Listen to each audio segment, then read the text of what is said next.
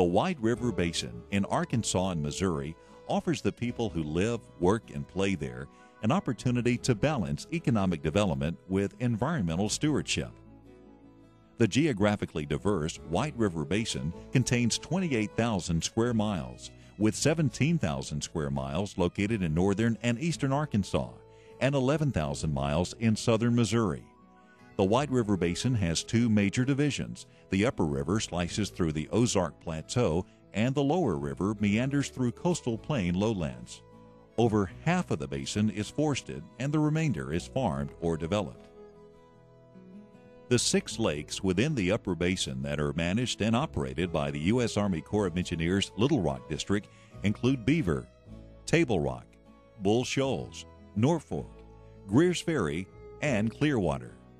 These Little Rock District lakes have a storage capacity of 5.2 trillion gallons of water, used for flood control, hydroelectric power, municipal water supply, and recreation.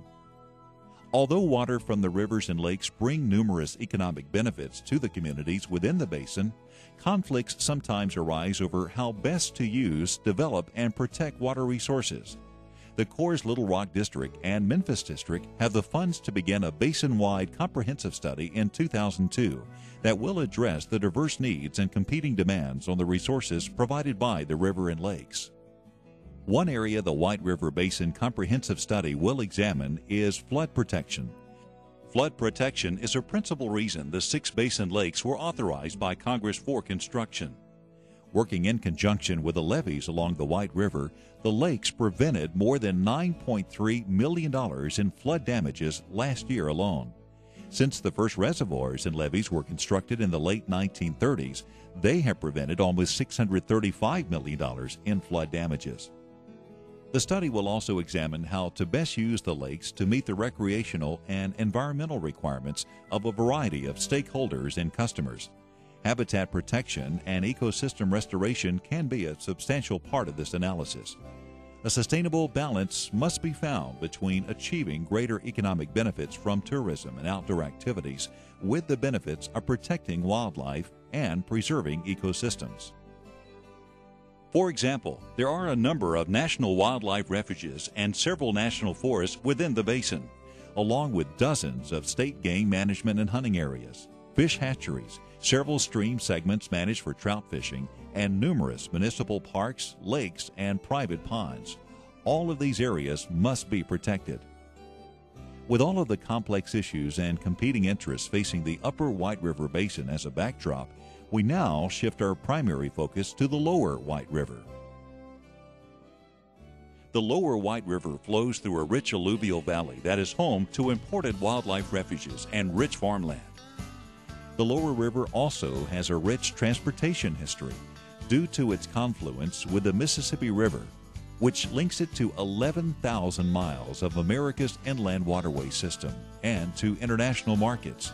From canoes to keelboats and from flatboats to steamboats, the lower White River served as one of the first trade routes for the region's Native Americans, farmers, trappers, and hunters, and helped to develop trading communities along the river that later became towns.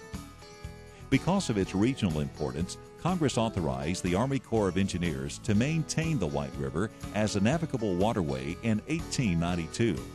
This authorization allowed a 244-mile-long navigation channel that varied in depth and width depending on the reach of the river.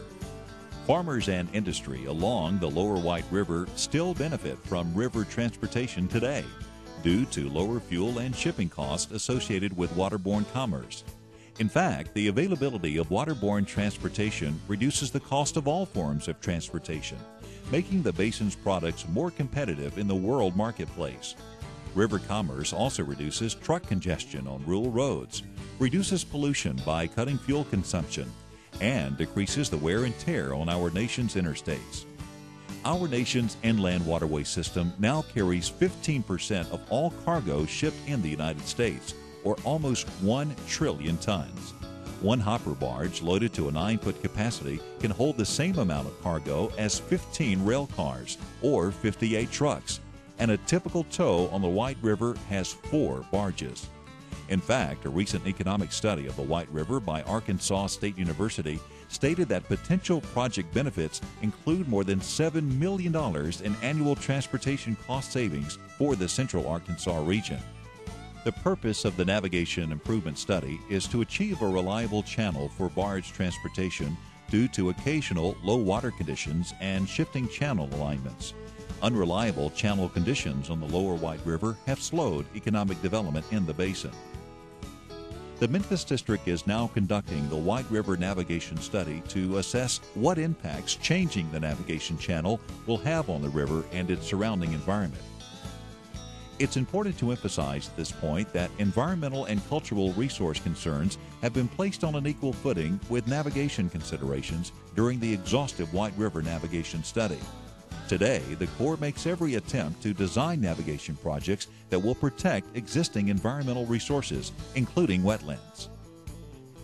Let's now examine how a river works and how engineering tools and techniques can work with nature to make a river like the Lower White more efficient for navigation.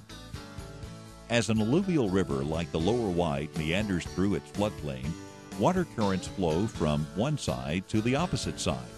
The back and forth flow forms point bars and creates deep pools in the river's bends. The shallow depths that form between the bends are called crossings. As sediment deposits build up on the point bars, pressure also builds on the opposite bank in the bend, causing the bank to collapse. As the caving and migration persist, the river continues to meander and forms natural cutoffs, often leaving behind oxbow lakes. During a major portion of its life cycle, an oxbow lake provides wildlife and fisheries habitat that is replenished by the river each time it floods. Over long periods of time, the river often repeats this migratory pattern within its floodplain, carving paths through the alluvial valley's bottomland forest. This turmoil within the river's banks also poses quite a navigation challenge for towboats. The navigation channel, or sailing line, often becomes clogged with debris dumped into the river by constant erosion or left by receding floods. As part of the White River Navigation Improvement Study, the Memphis District has looked at constructing low-water stone dikes to use the river's energy to lessen sediment deposits in the navigation channel and to keep the river's sailing line, or alignment, stable. Dikes accomplish this by temporarily increasing the velocity of flow between the end of the dike and the opposite bank during low water. With the increased velocity, the navigation channel begins to scour in the crossings, and the material is redistributed within the dike field or on downstream sandbars. Dikes essentially change the energy balance within the river at that locality to keep the channel clear of sediment buildup. Dikes also reduce the need for annual dredging during low water, driving down the cost to taxpayers for maintaining a navigable channel.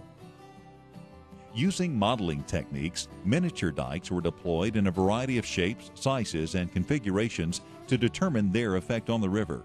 Preliminary study results from the modeling techniques show that dikes could substantially reduce dredging on the Lower White River.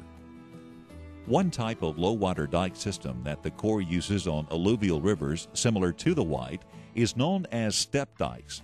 Step dikes are arranged in the field so that each successive downstream dike is a few feet higher than the preceding dike. As the current hits the first dike, the flow is directed outward into the main river channel.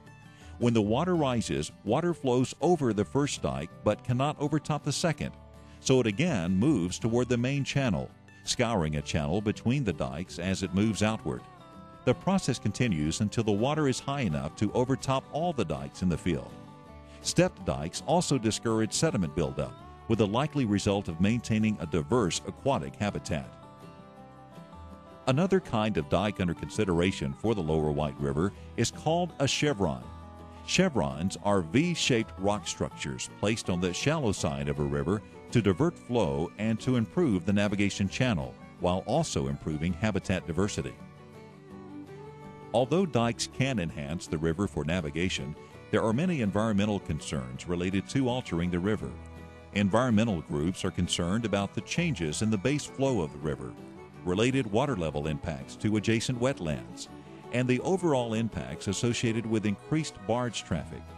Citizens are very concerned about how any project might affect waterfowl habitat and duck hunting in particular. All these concerns must be carefully weighed in the National Environmental Policy Act, or NEPA, planning process, as any potential changes to river operation and maintenance are studied. The Corps is working to complete its draft report for the White River Navigation Study, and funding is now available to begin the initial stages of the White River Comprehensive Study. The Corps' Little Rock and Memphis districts will work together closely to look at the long-term effects of existing uses, as well as the planned future uses of this invaluable water resource. The Corps is committed to ensuring the integrity of the basin's ecosystem, while at the same time sustaining the balanced water resource needs of its many stakeholders.